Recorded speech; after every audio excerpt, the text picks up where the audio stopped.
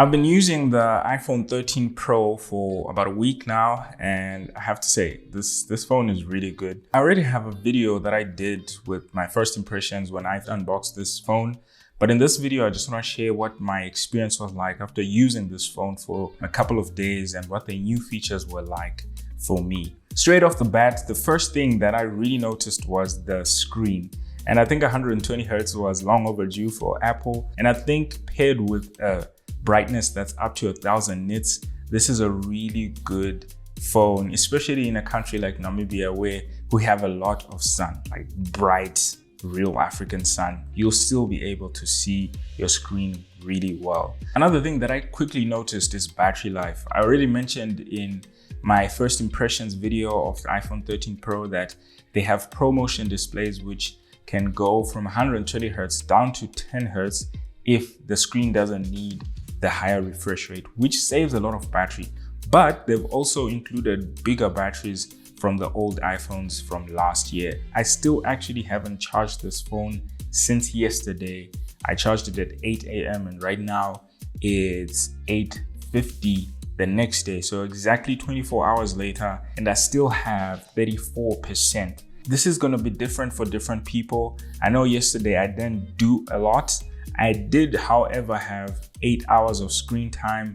I was mostly on social media, WhatsApp, Facebook, Instagram, and I did a little bit of editing for about 30 minutes in LumaFusion. But look, I still have 30% the next day.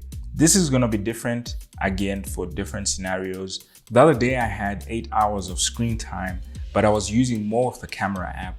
And from charging the phone to 100% at 8 a.m. in the morning, I had about 20% at 10 p.m. in the evening. A lot of people are not really gonna push this phone on a daily basis. So you can trust to not always have to charge the phone the same day. The third thing that I'm really loving about this phone are the cameras. Now they're better both on paper, but also in person. I was enjoying using cinematic mode. There's a lot of different opinions about cinematic mode and a lot of debates on social media and on YouTube. Honestly, I think it's amazing. I think it's fine for the people that iPhone is targeting with the cinematic mode.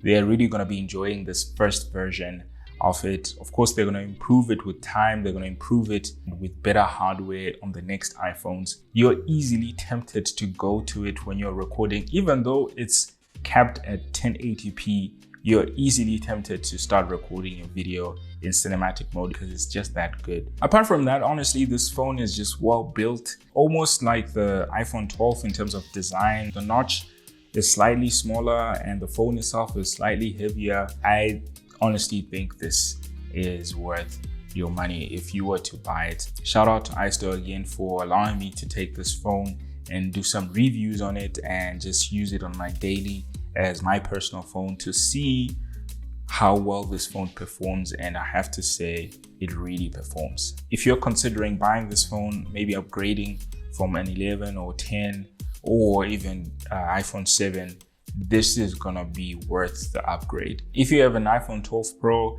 I'd say it really depends on your pocket. If you have the money and you really don't care, you can honestly upgrade. But if you are really tight and you wanna only upgrade when there's like a huge upgrade, then you can wait it out. But the iPhone 13 Pro is definitely a better phone. Until next time.